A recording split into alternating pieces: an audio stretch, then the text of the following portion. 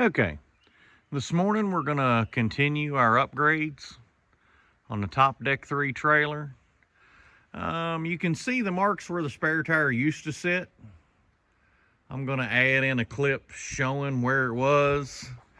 It actually blocks all of your view of the passenger side mirror. So I decided to find a new place for the tire to live. I'm doing a test fit this morning before I paint the bracket. But as you can see, it's below the ramps, so no car is going to hit it. We've actually got 4 bolts in the back that I added. 2 in the front, plus the angle iron overlaps. Had to get it on that side so I could run the bolts through the channel. But I think this is going to be its permanent home. And I know a lot of people are going to say, well, it was more convenient up there. Well, I consider convenient, I use my mirror every time that I'm towing the trailer. Hopefully I'm only going to use the spare when I have a blowout.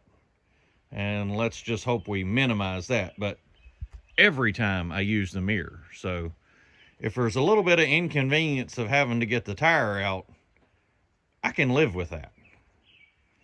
All right, let me get the tire out of the way and I'll give you a better shot of the bracket I made. Okay, here's a better shot of the bracket. Just some simple angle iron. Used the vice grip to hold it so I could drill and get it proper. Don't make fun of my welds too bad. We will now take this off and paint it black to match the trailer. But yeah, I think it's going to be a lot better home for it. Okay, let's get it off and get it painted. Okay, now we got our new tire mount. It's all painted black to match the trailer. And we actually put some square U-bolts through. And I did put nylon lock nuts on the bottom to keep them from accidentally coming out going down the road. But I think it turned out pretty well. Got 4 bolts in the back. The 2 in the front.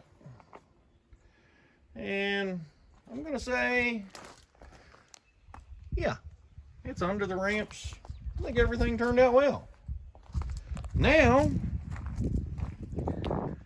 next thing is cut these off. Okay, we'll get to that here in a little bit. But as always, thank you, Lord. Thank you for today.